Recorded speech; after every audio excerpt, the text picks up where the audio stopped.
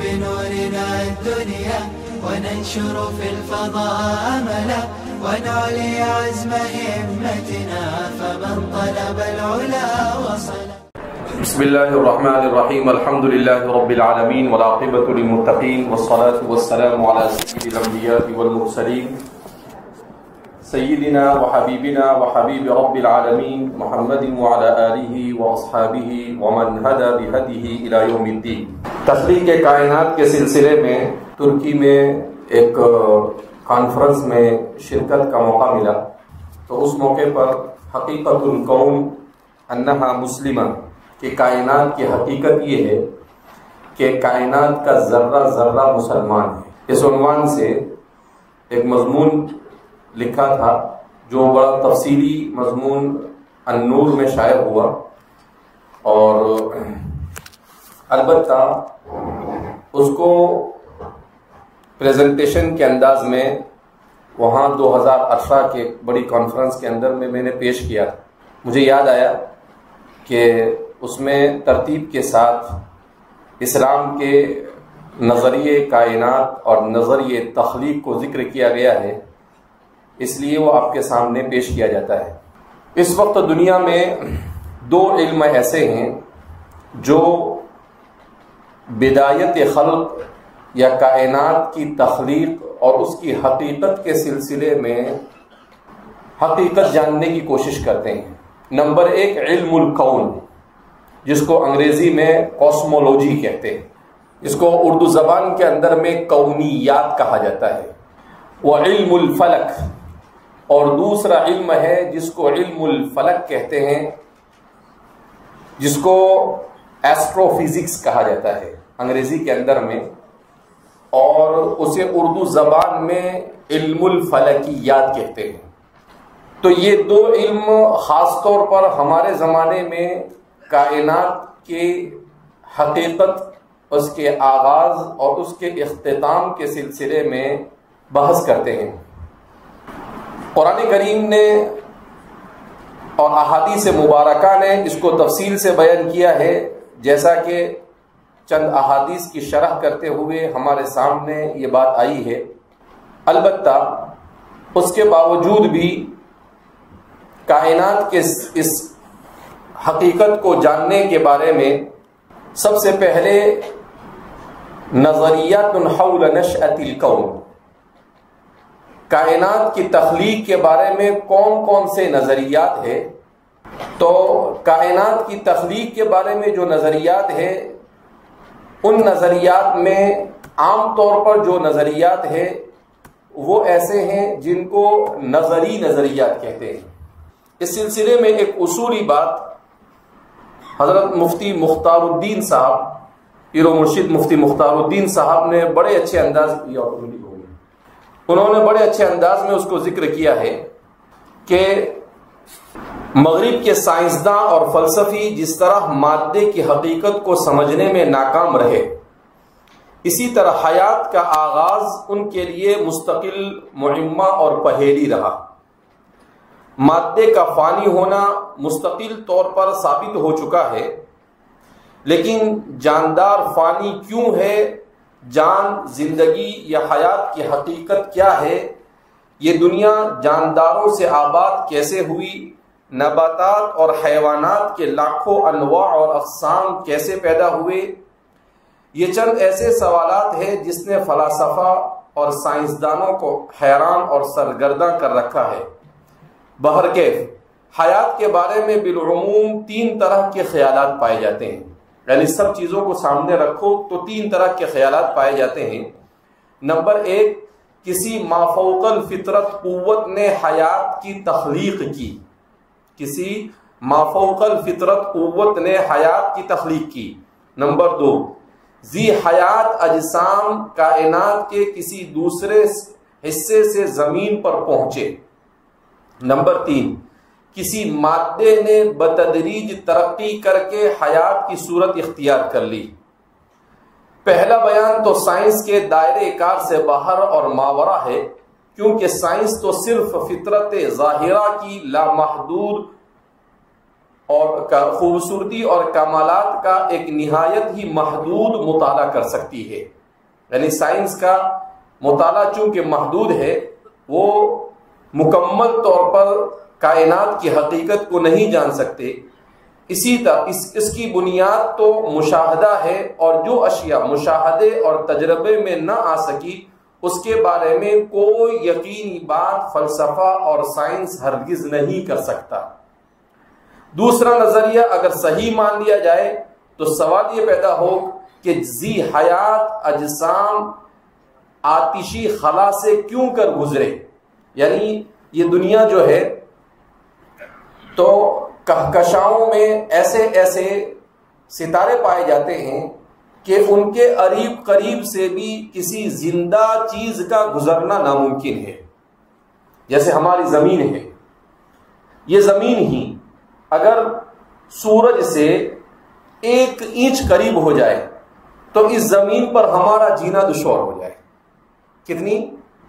1 inch, بلکہ بعض نے کہا 1 بال برابر بھی اگر قریب ہو جائے یہ تو ہم اس پر نہیں جی سکتے. اتنی حرارت اور گرمی یہاں ہو جائے گی کہ کوئی بھی جاندار اس پر جی سکتا نہیں. تو سوال یہ پیدا ہوتا ہے کہ جو لوگ یہ کہتے ہیں کہ کسی دوسرے سیارے سے آئے، جس کو آج کل ایلن وغیرہ کہا جاتا ہے کہ دوسرے سیارے سے آئے یا آئیں گے، ان سے جنگ ہوگی، یہ سب بکواس ہے. تو کہا کہ ان تمام چیزوں سے گزر کر انسان زمین تک کیسے پہنچا؟ یہ ممکن ہی نہیں ہے کہ وہ بچ کر یہ زمین تک کیا ہو سکے، پہنچ سکے. لہذا دوسرا نظریہ بھی کسی مصرف میں نہیں رہا. تیسری توضیح پر صرف مادہ پرست اور دہری فلسفہ یا نام نہاد سائنسداں متفق ہے. کیا مطلب؟ کہ سائنس کی اس تخلیق کے بارے میں کہ وہ ترقی کر آگے بڑھا ہے، اس سلسلے میں سائنسدان اپنی بکواس بیان کرتے رہتے ہیں، لیکن اس کے سلسلے میں ان کے پاس کوئی حقائق نہیں ہے. بلکہ اب تو اس بات کو مسلم مان لیا گیا ہے کہ سائنس جو ہے وہ کسی بھی حقیقت کو کائنات کے سلسلے میں بیان کرنے سے کیا ہے، عاجز ہے. اب کائنات کی 2 قسمیں ہیں، الکون المدرک والکون الغیبی. یعنی جو کائنات ہم جانتے ہیں، جس کا علم ہمیں ہے، اس کی 2 قسمیں ہیں. ایک ہے الکون المدرک، وہ کائنات جس کا ادراک ممکن ہے، یعنی جس کو ہم اپنی آنکھوں سے دیکھ سکتے ہیں. اگر کھلی آنکھوں سے نہیں دیکھ سکتے ہیں تو الاجہزۃ الفلکیہ، اس کے لیے جو سیٹلائٹ ہے اس کو بھیج کر اس میں کیمرے سیٹ کر اور یہاں سے مائکروسکوپ کے ذریعے سے بہت ساری چیزوں کو دیکھا جا سکتا ہے. تو جو بھی چیز انسان چاہے کھلی آنکھوں سے دیکھے، چاہے انسان اسے کھلی آنکھوں سے نہ دیکھ کر مائکروسکوپ اور دیگر چیزوں سے دیکھے، جس سے بھی وہ جہاں تک کہ اس کی نظر پہنچ سکے، اسے الکون المدرک کہا جاتا ہے. ایسی کائنات جس کا ادراک انسان کے بس میں ہے. دوسرا الکون الغیبی، وہ کائنات جس کا ادراک انسان کے بس سے باہر ہے. یعنی کائنات کا وہ حصہ جہاں تک کہ انسان اپنے کسی آلے کے ذریعے، مائکروسکوپ کے ذریعے، کسی دوربین کے ذریعے، کسی کیمرے کے ذریعے، کسی سیٹلائٹ کے ذریعے، کسی بھی ذریعے سے وہ وہاں تک پہنچ سکتا نہیں ہے. تو اسے کیا کہا جاتا ہے؟ الکون الغیبی، یعنی پوشیدہ دنیا یا پوشیدہ کائنات، نظروں سے اوجھل کائنات. اب بیان کرتے ہیں کہ اب تک کے جو تحقیقات سامنے آئی ہے اس کے اعتبار سے ہماری یہ زمین تو کائنات میں ایک ذرے سے بھی کم کی حیثیت رکھتی ہے. کتنی؟ یہ کائنات کتنی بڑی ہے؟ تو فرماتے ہیں کہ یہ کائنات یہ روشنی کے سال کے اعتبار سے 20,000 ملین سال کی مسافت کے برابر ہے. کتنی؟ 20,000 ملین نوری سال کہتے ہیں اس کو. سائنس کی زبان میں کیا کہتے ہیں؟ نوری سال. روشنی والے سال نوری سال. تو 20,000 ملین سالوں کی مسافت کے برابر اس کائنات کا ایک اندازہ اس کے بارے میں فلکیات اور اسٹرومولوجی کے لوگوں نے لگایا ہے، جو پہلے آسمان کے نیچے انسان کے اندازے کے مطابق اب تک کی دنیا ہے، انسان کے اندازے کے مطابق اب تک کی دنیا ہے۔ اب سوال پیدا ہوتا ہے، کائنات کے سلسلے میں چند سوالات ہیں جو انسان کے ذہن و دماغ میں گردش کرتے ہیں کہ یہ کائنات جس کو ہم کائنات مدرک کہتے ہیں وہ کائنات کی حقیقت کیا ہے؟ دوسرا، اس کائنات کو جس کو ہم ادراک کر سکتے ہیں کس حد تک کہ ہم اسے اب تک کے معلوم کر سکے؟ تیسرا، اور آئندہ بھی ہم کہاں تک کہ اس کو معلوم کر سکیں گے؟ کیا غیبیات تک ہم پہنچ سکتے ہیں یا نہیں پہنچ سکتے ہیں؟ تو ظاہر سی بات ہے غیبیات تک تو ہم پہنچ سکتے نہیں ہے۔ الدکتور سعد کامل ایک اسلامی باحث ہے، وہ کہتے ہیں کہ قرآن کریم نے 130 مقامات پر تخلیق کائنات اور بدایت کائنات کے سلسلے میں بحث کی ہے۔ قرآن کریم کی کتنی آیتیں اس پر مشتمل ہے؟ 130 آیتیں اس پر مشتمل ہے کہا، اور احادیث مبارکہ میں بے شمار احادیث ہیں جس کو وہ کہتے ہیں کہ میں اسے جمع نہیں کر سکا اور میں اس کے بارے میں نہیں کہہ سکتا کہ احادیث میں اس کا کتنی تفصیل کے ساتھ ذکر ہے۔ جب قرآن نے 130 آیتیں ذکر کی ہے تو ظاہر سی بات ہے احادیث اس کی تفسیر اور توضیح ہے، تو اس میں تو اور بھی زیادہ مقدار ہوگی۔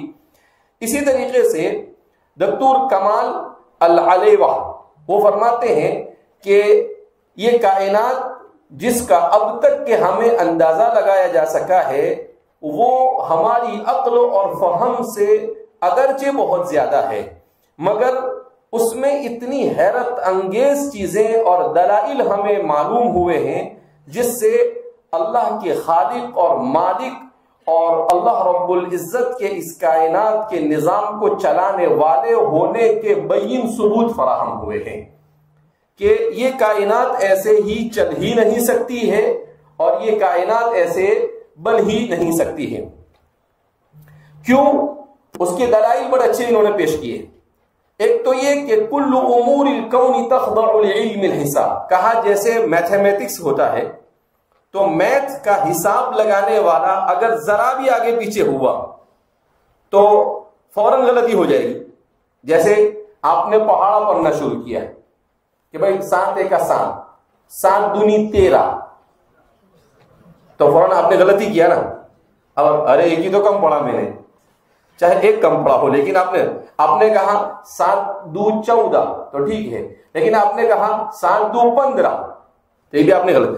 تو کہا جیسے میتھس کرنے والا ذرہ برابر بھی آگے پیچھے ہوا تو اس سے غلطی ہوتی ہے۔ کائنات اس طرح سے بنی ہوئی ہے کہ ذرا بھی اس میں کچھ آگے پیچھے ہو جاتا تو یہ کائنات وجود میں ہی نہیں آ سکتی تھی۔ اتنی سسٹمیٹک اور ہر چیز اپنے موضوع جگہ پر ایسے رکھی ہوئی ہے، تو اس کے بعد انسان کیسے کہہ سکتا ہے کہ یہ کائنات خود بخود بنی؟ اسی لیے اللہ نے کہا اِنَّا كُلَّ شَيْءٍ خَلَقْنَاهُ بِقَدَرٍ، کہا کہ آیت میں اللہ فرماتے ہیں کہ ہر چیز کو ہم نے حساب سے پیدا کیا ہے، اندازے سے نہیں۔ یہاں پر کیا ترجمہ کریں گے؟ یعنی جس چیز کو جیسا۔ اب اللہ رب العزت نے بکری کو بنایا اور بکری سے کہا کہ گھاس کھانا ہے، اس کو الہام کیا۔ بکری کو آپ گوشت دیں گے تو کھائے گی، شیر کو آپ گھاس دیں گے تو کھائے گا؟ نہیں کھائے گا۔ اب آپ دیکھیں اللہ نے ہمیں دودھ پلایا، وہ دودھ کہاں سے نکلتا ہے؟ من بین فرث ودم لبنا سائغا للشاربین، کہ ایک طرف خون ہے جو حرام ہے، دوسری طرف گوبر ہے جو حرام ہے، اور ان دونوں کے بیچ سے اللہ دودھ کو پیدا کر کر ہمیں پلاتا ہے، اور وہ حلال ہی نہیں بلکہ مفید ہے انسان کے لیے۔ تو کہا کہ اس کو کہتے ہیں اِنَّا كُلَّ شَيْءٍ خَلَقْنَاهُ بِقَدَرٍ، کہ آج تک کے دنیا میں ایسا ہوا کہ کسی کو دودھ کے اندر گوبر کی بدبو آئی ہو؟ نہیں۔ آج تک دنیا میں ایسا ہوا کہ کسی نے دودھ پیا ہو اور اس کے اندر میں خون آ گیا ہو؟ کہا نہیں۔ اس کا مطلب یہ ہے کہ کوئی ذات ہے جو اس پورے نظام کو چلا رہی ہے، اس کے بغیر یہ ممکن نہیں ہے۔ تو قرآن کریم کی آیت کریمہ اِنَّا كُلَّ شَيْءٍ خَلَقْنَاهُ بِقَدَرٍ اسی کی طرف اشارہ کرتی ہے۔ دوسرا، الکون محکم بِأَحْكَامٍ منطقیۃ، کہ منطقی اصول کے اعتبار سے جیسے منطق کے اصول ہے کا اسی اصول کو سامنے رکھ کر گویا کائنات کے بنانے والے نے کائنات کو بنایا، کہ ذرا برابر بھی منطق والا ادھر ادھر کر سکتا نہیں ہے۔ تو اس سے بھی معلوم ہوتا ہے کہ اس کائنات کو بنانے والی ذات یہ ہر چیز کا علم رکھنے والی ہے، وہ اندھا بہرا اور گونگا مادہ نہیں ہے جس سے خود بخود کائنات کیا ہو سکتی ہے، وجود میں آ سکتی۔ تیسرا، النظام الکونی، یہ نظام کائنات اتنا سسٹمیٹک چل رہا ہے کہ اس کو یہ کہا ہی نہیں جا سکتا ہے کہ یہ خود بخود کیا ہو گیا، چل رہا ہو۔ اب کوئی آدمی ایسا کہے آپ یہاں پر روشنائی ڈالنا شروع کرو، روشنائی ڈالتے رہو ڈالتے رہو ڈالتے رہو، تو کیا کوئی کتاب وجود میں آئے گی؟ ارے وجود میں آئے گی۔ کانچ کو پھینکو آپ تو کیا ہوتا ہے، پھوٹتا ہے۔ آپ 100 نہیں 200 مرتبہ بھی کانچ کو پھینکو گے تو وہ کانچ پھوٹے گا ہی نا۔ کیا کوئی یہ کہہ سکتا ہے کہ میں نے 500-700 مرتبہ اس کو پھوڑا، اس کے بعد اچانک پلیٹ بن گئی، اس کے بعد اچانک چمچ بن گیا، اس کے بعد اچانک ڈنر سیٹ بن گیا؟ ایسا ہو سکتا ہے؟ کہا کہ یہ کائنات کو آپ کیسے کہہ سکتے ہیں کہ یہ کائنات ایسے ہی کیا ہو رہی ہے، بن گئی اور ایسے ہی چل رہی ہے، جب چھوٹا سا چمچ 10 مرتبہ چیزوں کو توڑنے پھوڑنے اور دھماکے سے وجود میں نہیں آ سکتا ہے، کتاب وجود میں نہیں آ سکتی ہے۔ جیسے ایک سائنسداں کہتا ہے کہ کائنات اتنی منظم ہے کہ اگر کوئی یہ کہے کہ روشنائی رکھی ہوئی تھی، روشنائی کے ساتھ کاغذ رکھے ہوئے تھے، اچانک دھماکہ ہوا، دھماکے کے بعد جب میں وہاں پر پہنچا تو وہاں پر ڈکشنری تیار تھی۔ وہاں پر کیا تیار تھی؟ ڈکشنری۔ تو کہا کوئی عقل مانے گی اس کو؟ کہا یہ کائنات اس ڈکشنری سے بھی زیادہ منظم ہے، یہ کائنات اس ڈکشنری سے بھی زیادہ کیا ہے، منظم۔ تو آپ کیسے کہہ سکتے ہیں کہ انفجار عظیم، بگ بانگ اور عظیم دھماکے کے ذریعے سے کائنات کیا ہو گئی، وجود میں آئی؟ کہنے والا تو دیوانہ، سننے والا بھی دیوانہ۔ الحمدللہ ہم دیوانے نہیں، ہم کو سمجھتا ہے کہ یہ سب خرافات ہے، اس میں کسی قسم کی کوئی حقیقت نہیں ہے۔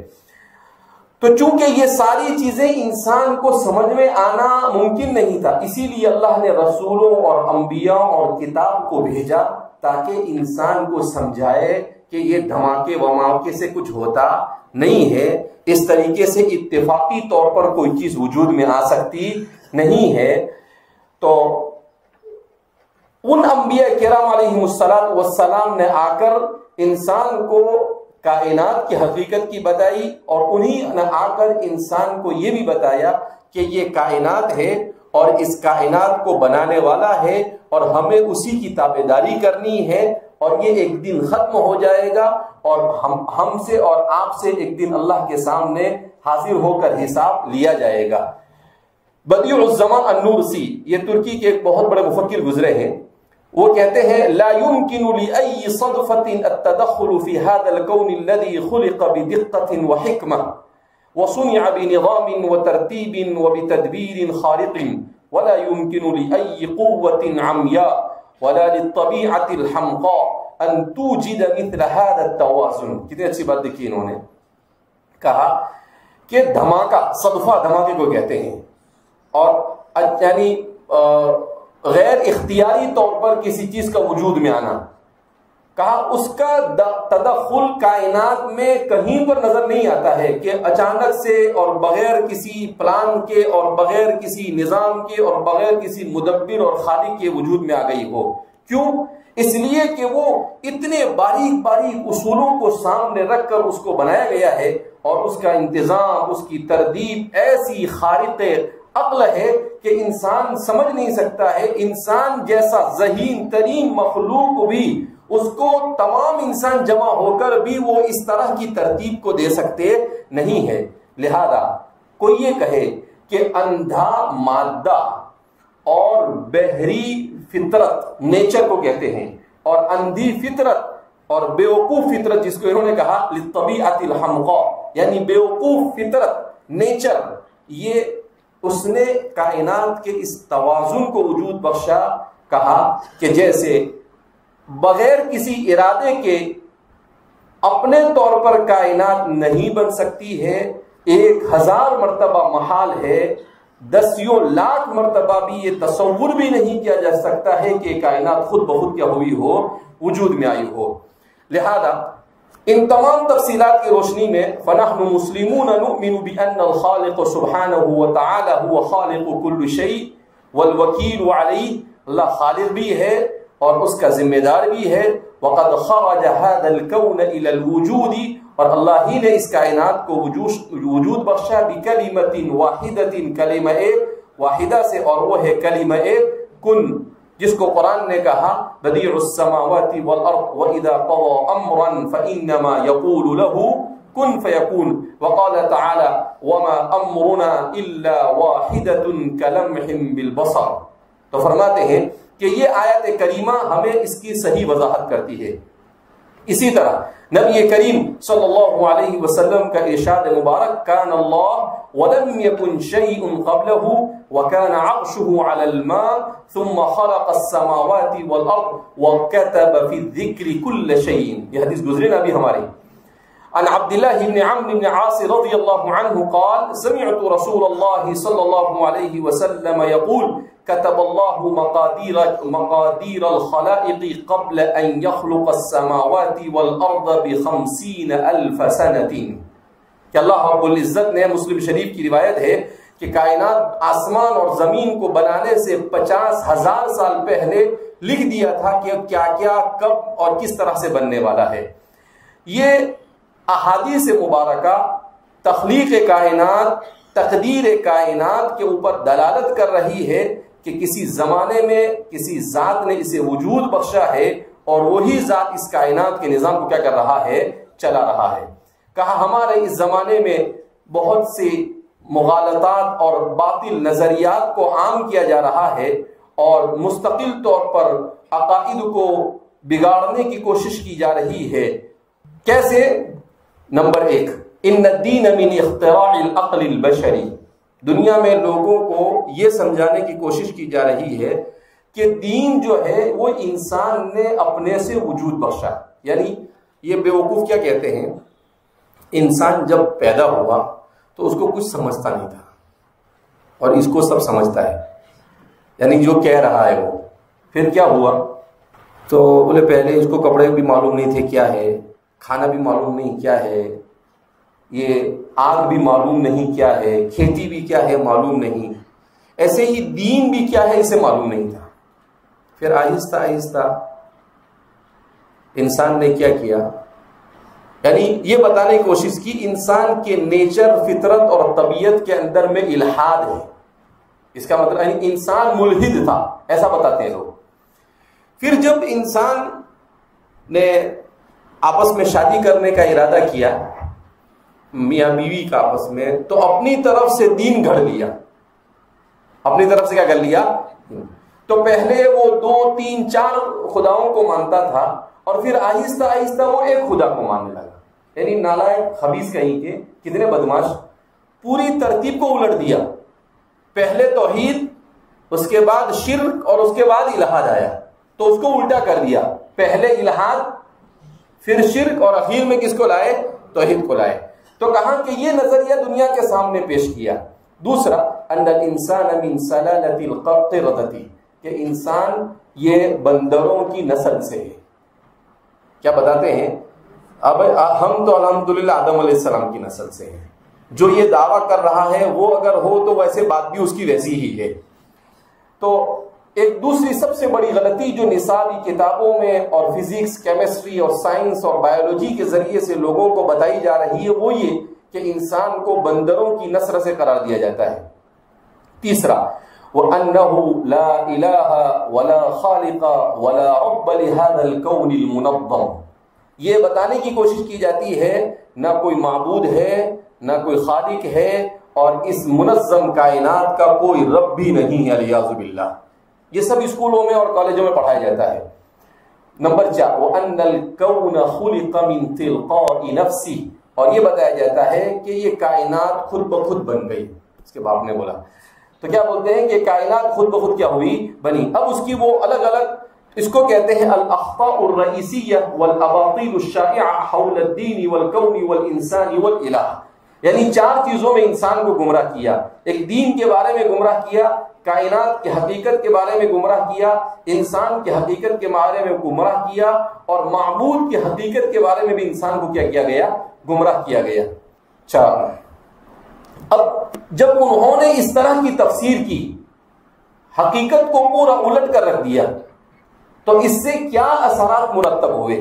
كَإِنَّ كُتَّابَ التَّارِيخِ الدِّينِيِّ الَّذِي تَبَنَّوْا هَذَا التَّفْسِيرَ اللَّادِينِ اعْتِمَادًا عَلَى الْحَدْثِ وَالتَّخْمِينِ وَاسْتِبْعَادًا لِلْقُرْآنِ وَالسُّنَّةِ حَرِيصُونَ وَهُمْ يَتَبَنَّوْنَ ذَلِكَ التَّفْسِيرَ عَلَى هَدْمِ الْإِسْلَامِ بِوَصْفِهِ عَقِيدَةً وَنِظَامَ حَيَاةٍ شَامِلًا اقتصاديا وسياسيا وثقافيا وتعليميا وجهاديا وهو صالح لكل زمان ومكان. کہا اگر ان 4 چیزوں کو ہم مان لیتے ہیں تو بہت سارے مؤرخین نے ان چیزوں کو حقیقت مانا، جبکہ لادین قسم کے لوگوں نے اندازے کو حقیقت کے روپ میں لوگوں کے سامنے بیان کیا، جو نظریہ کتاب و سنت سے کوسوں دور ہے. کیا مقصد ہے ان کا؟ کہاں یہ اس قسم کی تفصیلات کو بیان کر کر اسلام کو انسان کے نظام حیات سے نکالنا مقصود ہے.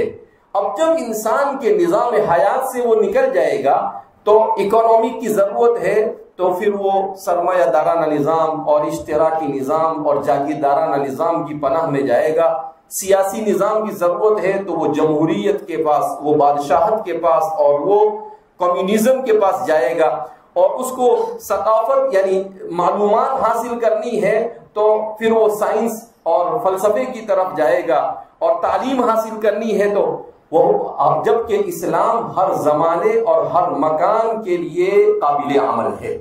کوئی زمانہ ایسا نہیں ہو سکتا ہے کہ اس زمانے کے لوگ یہ کہہ سکے ہیں کہ بھئی اسلام یہ ہماری سمجھ میں آتا نہیں. اچھا، ان تمام چیزوں کو کس طریقے سے دنیا کے اندر میں عام کیا گیا؟ مقررات دراسیۃ تبنى على التصورات والمعتقدات الفاسدہ. دنیا کی جتنی نصابی کتابیں ہیں ان تمام نصابی کتابوں میں یہ غلط چیزیں کیا کر دی گئی؟ بھر دی گئی. وَلَقَدْ تَرَتَّبَ عَلَى هَذِهِ الْمُعْتَقَدَاتِ الْفَاسِدَةِ قِيَامُ مُقَرَّرَاتٍ دِرَاسِيَّةٍ. مقررات دراسیہ کا مطلب کیا ہے؟ نظام تعلیم اور نصاب تعلیم. هذه التصورات علم الاجتماع، علم النفس والدراسات النفسیہ، علم الاقتصاد یعنی اکانومی کا علم، اسی طریقے سے علم الاجتماع، اسی طریقے سے علم نفسیات. ان علوم کو خاص طور پر استعمال کیا گیا لوگوں کو گمراہ کرنے کے لیے. وعلى هذه التصورات الفاسدة تقوم العلاقات الدولية، اور پوری دنیا کے نظام کو اسی کے اندر میں انہوں نے ایک دوسرے کے ساتھ جوڑنے کی کوشش کی ہے. وعلى سبيل المثال للحصر على اساس ان بني الانسان الحيوانات يعيشون في غابة البقاء فيها للاقوى لا للاصلح. کہا کہ اس کو ایک چھوٹی سی مثال سے آپ ایسے سمجھ سکتے ہیں کہ وہ اس دنیا کے اندر میں انسان کو اس طرح سے بتاتے ہیں گویا کہ انسان جنگل کے اندر زندگی بسر کر رہا ہے، اور جنگل میں کیا ہوتا ہے؟ جو مضبوط ہوتا ہے وہ کمزور پر غالب آتا ہے، اچھا اور برا نہیں دیکھا جاتا ہے. تو اس پوری دنیا کے نظام کو بھی انہوں نے کیا کیا؟ ایسا ہی بنا دیا. وَلَعَلَّ هَذَا يُفَسِّرُ الْمَنْطِقَ السَّائِدَ الْآنِ وَهُوَ اغْتِصَابُ أَوْطَانٍ بِأَكْمَلِهَا وَثَرْوَاتٍ وَإِبَادَةٍ وَتَشْرِيدٍ لِقِطَاعٍ مِنْ بَنِي الْإِنسَانِ. اسی لیے ہم دیکھ رہے ہیں کہ جن لوگوں کے پاس ایٹمی طاقتیں ہیں اور جن کے پاس بہت زیادہ ہتھیار ہے، وہ دوسرے چھوٹی چھوٹی کنٹریوں کے ثروت، ان کے مال اور ان کی چیزوں کو کیا کر لیتے ہیں؟ ہڑپ کر لیتے ہیں. اور اس طرح سے جیسا کہ میں نے آپ کو اس دن بھی بتایا کہ دنیا میں ہر 4 سیکنڈ میں ایک آدمی بھوکا مرتا ہے. اب دنیا میں حالانکہ کھانے پینے کی سارے اسباب مہیا ہے، اب وہ کرکٹ پہ خرچ کریں گے اربوں خربوں روپے، وہ سائنسی تحقیقات کے لیے اتنے پیسے خرچ کریں گے اس کا شمار نہیں لگا سکتے، جبکہ ملتا کچھ ہے نہیں. اور انسان کے پیچھے کوئی چیز خرچنے کو تیار نہیں ہے. کیوں؟ اس لیے کہ ان کو معلوم ہے کہ اس کی وجہ سے ان کے اگر وہ صحیح معنی میں انسان کی خدمت کریں گے تو ان کی حکومتیں باقی رہے گی نہیں. اچھا، ما هو تصور صحیح؟ صحیح تصور کیا ہے؟ ان من حق البشریت الضالة اليوم ان تحصل على صورة صحیحة لتاریخ البشر على الارض. زمین پر گمراہی کے دلدل میں پھنسے ہوئے انسان کے لیے ضروری ہے کہ وہ انسان کی حقیقی تاریخ کو معلوم کریں. ومن الاجرام فی حقها تزویر ذلك التاریخ، اور یہ سب سے بڑا جرم انسان کے حق میں اختیار کیا گیا اور ارتکاب اس کا کیا گیا ہے کہ انسان کو اس کی حقیقی تاریخ کو توڑ مروڑ کر پیش کیا گیا. وَإِعْطَاءُ مَعْلُومَاتٌ مُضِلَّةٌ وَخَاصَّةً فِي مَجَالِ الْعَقِيدَةِ، اور انسان کو انتہائی گمراہ کن معلومات فراہم کی گئی تعلیم اور دیگر ذرائع کے ذریعے سے، خاص طور پر عقیدے کے باب میں، جیسا کہ ابھی میں نے آپ کو بتلایا. التصور الصحیح، اب تصور صحیح کیا کہ ان لهذا الكون الها خالقا متصفا بكل صفات الجلال والکمال. کہا کہ صحیح یہ ہے کہ یہ مانا جائے کہ اس کائنات کا پیدا کرنے والا ایک خالق ہے جو ہر طرح کی صفات جلال اور صفات کمال کو جامع ہے. وَإِنَّهُ خَالِقُ كُلِّ شَيْءٍ، اور وہ ہر چیز کا پیدا کرنے والا ہے. الکون والانسان والملائکہ والجن، اس نے کائنات کو، انسان کو، ملائکہ کو، جناتوں کو، ہر چیز کو پیدا کیا. وَإِلَيْهِ يَؤُولُ مَصِيرُ هَذَا الْكَوْنِ، اور اس کائنات کا انجام بھی اسی کے قبضے قدرت میں ہے. وَإِنَّ آدَمَ هُوَ أَبُو الْبَشَرِ، اور انسان کی حقیقت وہ بندر کی نسل سے نہیں بلکہ آدم علیہ السلام کی نسل سے ہے. واللہ رب العزت نے خلقہ اللہ وسواہ علی هذا النحو البدیع، اتنا حیرت انگیز انسان اس کو اللہ نے تخلیق خصوصی سے بنایا. ورضی له الاسلام دینا، اور اس کے لیے اسلام کو باعتبار دین کے پسند کیا. واستخلفه فی الارض لمہمۃ وغایۃ، اور ایک خاص مقصد کے ساتھ اس کو اس دنیا کے اندر بھیجا. وہی العبادۃ بمفہومها الشامل، اور وہ مقصد ہے کہ عبادت کو انجام دے، یعنی زندگی کے ہر شعبے میں اللہ کی مرضی کو شامل حال رکھے. الحقیقت الثابتہ، اب تمام غلط تصورات کے سامنے حقیقت کیا ہے؟ الحقیقت التي لا مراء فيها ايضا ان التاريخ الاسلامي يرتبط بخلق الكون والمخلوقات وكل ما فيها ما عدا الثقلين مستسلم طالع لرب العالمین. کا اس کائنات کی حقیقت یہ ہے کہ تاریخ اسلامی یہ تخلیق کائنات اور مخلوقات کے سلسلے میں تفصیلات کو بیان کرتی ہے، اور خاص طور پر اس بات کو بیان کرتی ہے کہ انسان اور جنات یہ اپنے رب کا تابعدار ہونا چاہیے. قرآن کریم میں اللہ فرماتے ہیں تسبح له السماوات السبع والارض ومن فيهن وان من شيء الا يسبح بحمده ولكن لا تفقهون تسبيحهم انه كان حليما غفورا. کہا کہ قرآن کریم کی آیت کریمہ سورہ اسراء کی اللہ فرماتے ہیں آسمان، ساتوں آسمان اور زمین اور جو کچھ اس میں ہے وہ سب کے سب اللہ کی تسبیح بیان کرتے ہیں، اور کوئی چیز دنیا میں ایسی نہیں جو اللہ کی تسبیح اور اس کی حمد بیان نہ کرتی ہو. البتہ تمہیں وہ سمجھ میں نہیں آتی ہے ان کی تسبیح. انہ کان حلیما غفورا، یقیناً وہ بڑا بردبار اور بخشنے والا ہے. یعنی سوال پیدا ہوتا تھا کہ انسان اتنی سب گڑبڑ کر رہا ہے پھر بھی اللہ اس کو سزا کیوں نہیں دے رہا ہے؟ کہا چپ چاپ بیٹھ، وہ حلیم اور غفور اس لیے بچ رہا ہے، ورنہ تو کبھی بچتا بھی نہیں. فالکون کلہ مسجد کبیر، فالکون مسلم وکلہ مسجد کبیر تتجاوب جنباته بالتسبیح والتعظیم والتمجید للأحد الصمد الذي لم يلد ولم يولد ولم يكن له كفوا احد. کا پورا کائنات کا ذرہ ذرہ مسلمان ہے، اور صرف مسلمان نہیں، گویا کہ کائنات ایک مسجد کی طرح ہے. اس کے ہر کونے اور ہر ذرے سے تسبیح کی آوازیں آ رہی ہے، جو اللہ اس ذات کی تسبیح بیان کرتی ہے جو یکتا ہے، نہ اس سے کوئی جنا ہے نہ وہ کسی سے جنا ہے، اور اس کا کوئی ہمسر نہیں ہو سکتا۔ هذه هي الصورة الحقيقية للكون، یہ ہے کائنات کی حقیقی تصویر، لا كما يراها المزيفون، نہ کہ وہ جیسا کہ مزیف کا مطلب کیا ہے؟ کھڑے کو کھوٹا بنانا، کھڑے کو کھوٹا بنانا، نہ کہ ان لوگوں کی طرح جو صحیح کو غلط ثابت کرنے کی کوشش کریں۔ ان الاسلام اصیل اصالۃ هذا الوجود الذي خلقه رب العالمین، اور یہ حقیقت اسلام کے علاوہ جو اللہ کی طرف سے ہے انسان کو اور کوئی بتا سکتا نہیں ہے۔ قصۃ الخلق من اہم ما يستوقف المتأمل في قصة الخلق مظاهر الحكمة ومعالم العبرة بالخلق، وإن الله سبحانه ربط بين الخلق وبين الحكمة والعلة من الخلق، فلم يخلق الله الخلق عبثا ولا لعبا وانما خلق الخلق جميعه لحکمت، کا پورا کائنات میں ہر جگہ پر اللہ کی حکمت اور اس کی مصلحت جھلک رہی ہے۔ اس سے معلوم ہو رہا ہے کہ کائنات کو کھیل تماشا نہیں ہے، اس کو ایسے ہی نہیں بنایا گیا ہے، بلکہ حکیم ذات نے بڑی حکمت اور دانائی کے ساتھ اسے کیا کیا ہے؟ وجود بخشا ہے۔ تو اسی لیے اب اسلام میں اس کا کیا تصور ہو سکتا ہے اس کو بیان کیا، اور اب یہ اصل آپ کو بتانا ہے، یہاں پر آیا سمجھ میں آئی بات کہ اللہ رب العزت نے جو راجح روایت ہے اس کے مطابق سب سے پہلے عرش کو بنایا۔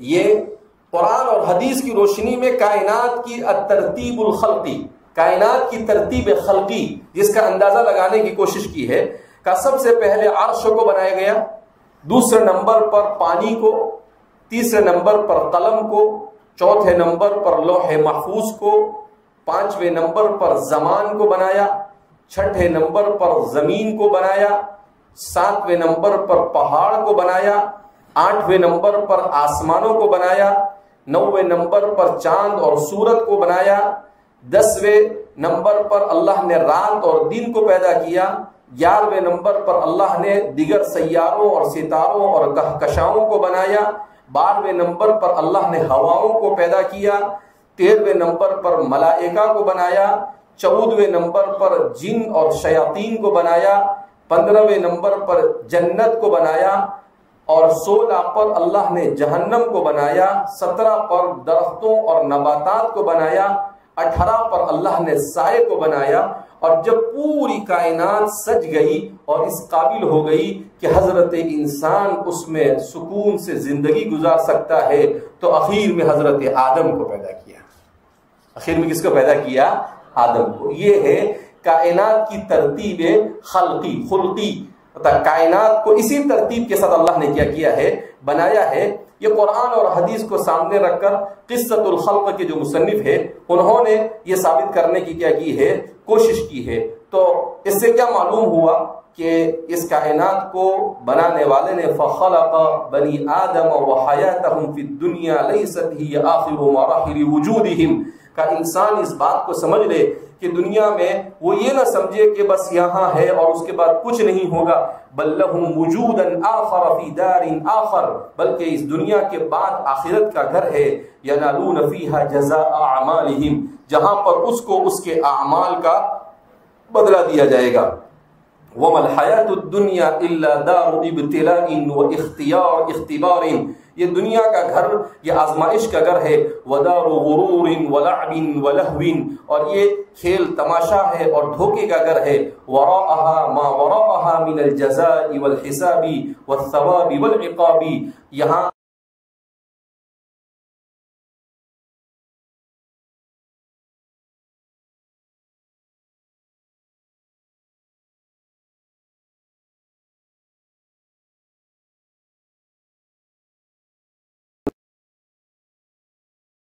النظام الكامل في الكون وإلى أي شيء تسند هذه الصنعة العجيبة الغريبة۔